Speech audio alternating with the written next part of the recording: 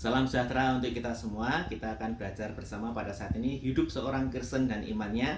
Diambil dari 2 Petrus pasal 1 ayat 3 sampai 15. Saya akan bacakan ayat 5 sampai 7. Justru karena itu kamu harus dengan sungguh-sungguh berusaha untuk menambahkan kepada imanmu kebajikan, dan kepada kebajikan pengetahuan, dan kepada pengetahuan penguasaan diri, kepada penguasaan diri ketekunan, dan kepada ketekunan kesalehan, dan kepada kesalehan kasih akan saudara-saudara, dan kepada kasih akan saudara-saudara kasih akan semua orang.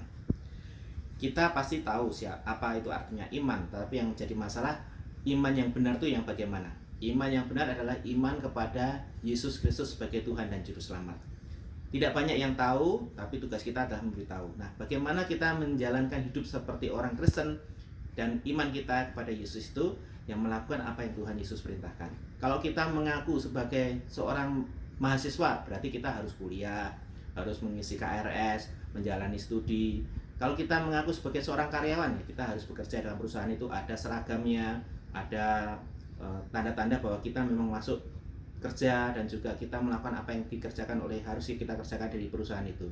Demikian juga kita sebagai orang Kristen di Antioquia, yang pertama disebut orang Kristen itu saat di Antioquia. Murid-murid Yesus disebut sebagai orang Kristen. Nah, sebagai murid Yesus, kita menunjukkan iman kita dengan melakukan apa yang Tuhan Yesus perintahkan. Apa yang Tuhan Yesus lakukan itu menjadi teladan kita.